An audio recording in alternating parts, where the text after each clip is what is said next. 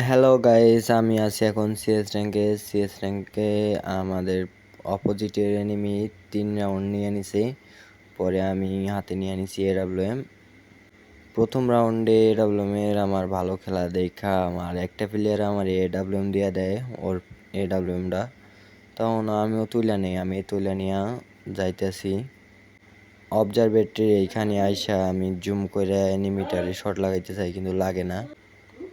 এই এনিমিটারে কিন্তু আমি শট 2টা লাগাই কিন্তু ফেক দেখায়, এই জন্য মরে না, আমার ড্যামেজ দিয়ে দেয়, এডাব্লিউএম দেয়। ওর কাছে এডাব্লিউএম ছিল। আমি তখন একটু মেডিকেট মারি নিলাম। মেডিকেট মারা শেষ হওয়ার পর আমি আরেকটা এনিমিরে জুম করে একটা দিয়ে দেই, আরেকটা সাথে সাথে দেই কিন্তু ওটা ফেক দেখায়।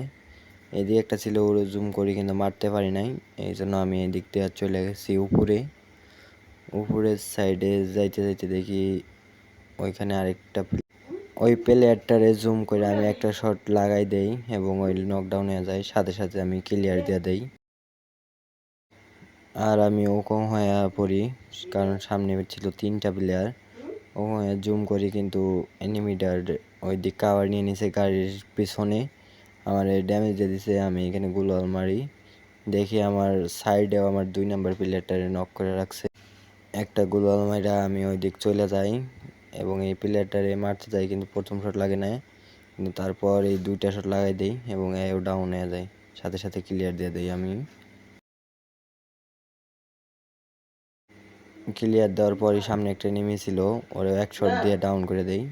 ওর ড্যামেজ ছিল হয়তো, এক শট দিয়ে ডাউন করে দিছি। পিছনে একটা ছিল, এক শট খাইছে, আর একটা শট দিলে মরে যাব, আর একটা শট দিয়ে এইচ করে লাইছি। এই রাউন্ডটাও আমরা জিতে হালাই।